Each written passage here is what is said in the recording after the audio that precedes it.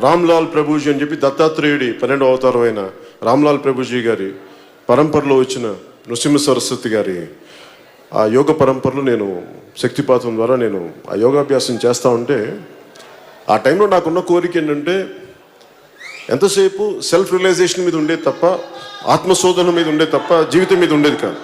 అలాంటి పరిస్థితుల్లో మా అన్నయ్య చిరంజీవి గారు అన్న మాట నన్ను నటుని చేసింది.